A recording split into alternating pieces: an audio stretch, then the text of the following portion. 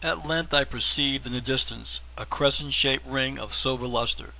It grew broader, expanding beneath my gaze, and appeared to approach rapidly. "Hold! Cease your desire for onward motion," said the guide. "We approach too rapidly. Quick!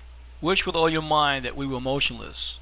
I did so, and we rested in front of a ridge of brilliant material that in one direction, towards the earth's outer circle, broadened until it extended upward as far as the eye could reach in the form of a bold precipice, and in the other towards the inner world shelved gradually away, as an ocean beach might do.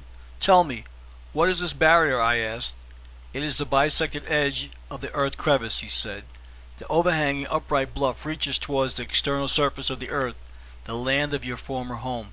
That shelving approach beneath is the entrance to the inner circle, the concavity of our world." Again we approached the visible substance, moving gently under the will of my guide. The shore became more distinctly outlined as we advanced. Inequalities that were before unnoticed became perceptible, and the silver-like material resolved itself into ordinary earth. Then I observed, upright and motionless, on the edge of the shore that reached towards the inner shell of earth, towards that unknown country beyond, a figure in human form. "Is that a mortal?" I asked. "Are we nearing humanity again?" "It is a being of mortal build, a messenger who awaits our coming, and who is to take charge of your person and conduct you farther," he replied. "It has been my duty to overcome by successive lessons your obedience to your dogmatic, materialistic earth philosophy, and bring your mind to comprehend that life on earth's surface is only a step towards a brighter existence, which may, when selfishness is conquered, in a time to come, be gained by mortal man, and while he is in the flesh. The vicissitudes through which you have recently passed should be to you an impressive lesson, but the future holds for you a lesson far more important, the knowledge of spiritual or mental evolution, which men may yet approach, but that I would not presume to indicate now even to you.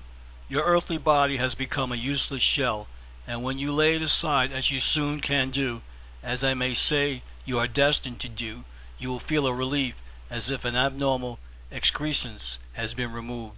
But you can not now comprehend such a condition. That change will not occur until you have been further educated in the purely occult secrets for which I have partly prepared you, and the material part of your organism will at any time thereafter come and go at command of your will. On that adjacent shore the person you have observed, your next teacher, awaits you." "Am I to leave you?" I cried in despair, for suddenly the remembrance of home came into my mind, and the thought, as by a flash, that this being alone could guide me back to earth. "Recall your words. Do not desert me now, after leading me beyond even alchemistic imaginings into this subterranean existence, the result of what you call your natural or pure ethereal lessons." He shook his head. "I beg of you, I implore of you, not to abandon me now. Have you no compassion, no feeling? You are the one tie that binds me to earth proper, the only intelligence that I know to be related to a human in all this great, bright blank." Again he shook his head. "Hearken to my pleadings. Listen to my allegation. You stood on the edge of the brook spring in Kentucky, your back to the darkness of that gloomy cavern, and I voluntarily gave you my hand as to a guide. I turned from the verdure of the earth, the sunshine of the past, and accompanied you into as dismal a cavern as man ever entered. I have since alternately rebelled at your methods and again have trusted you implicitly, as we passed through scenes that rational imagination scarce could conjure. I have successfully lost my voice, my weight, my breath, my heartthrob, and my soul for aught I know. Now an unknown future awaits me, on the one hand, in which you say my body is to disappear, and on the other you are standing, the only link between earth and my self-existence, a semi-mortal, it may be, to speak mildly, for God only knows your true rank in life's scale. Be you man or not, you brought me here and are responsible for my future safety. I plead and beg of you either to go on with me into the forthcoming uncertainty within the unknown country to which you allude, or carry me back to upper earth." He shook his head again and motioned me onward, and his powerful will, overcoming my feeble resistance, impelled me towards that mysterious shore. I floated helpless, as a fragment of camphor whirls and spins on the surface of clear, warm water, spinning and whirling aimlessly about, but moving onward. My feet rested on solid earth, and I awkwardly struggled a short distance onward and upward, and then stepped upon the slope that reached, as he had said, inward and upward, towards the unrevealed inner circle. I had entered now that mysterious third circle or sphere, and I stood on the very edge of the wonderful land I was destined to explore, the unknown country. The strange, peaceful being whom I had observed on the shore stepped to my side and clasped both my hands, and the guide of former days waved me an adieu. I sank upon my knees and imploringly raised my arms in supplication, but the comrade of my journey turned about and began to retrace his course.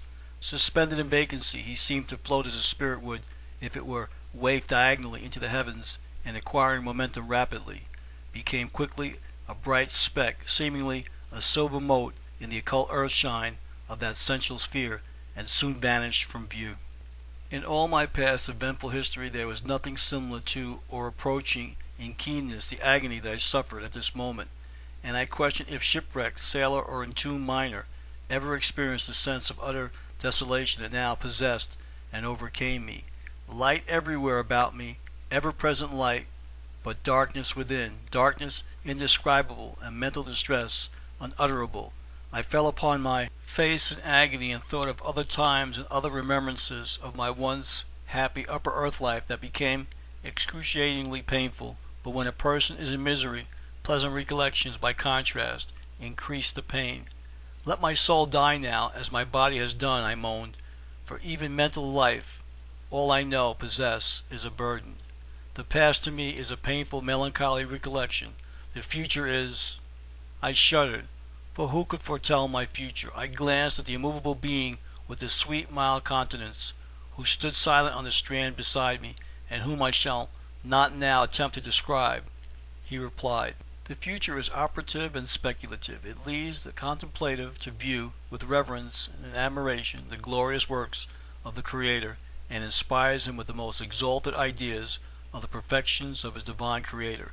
Then he added, "Have you accepted that whatever seems to be is not, and that that which seems not to be is? Have you learned that facts are fallacies and physical existence a delusion? Do you accept that material bliss is impossible, and that while humanity is working towards the undiscovered land, man is not, cannot be satisfied?" "Yes," I said, "I admit anything, everything. I do not know that I am here or that you are there. I do not know that I have ever been, or that any form of matter has ever had an existence. Perhaps material things are not. Perhaps vacuity only is tangible. Are you willing to relinquish your former associations, to cease to concern yourself in the affairs of men? Do you?"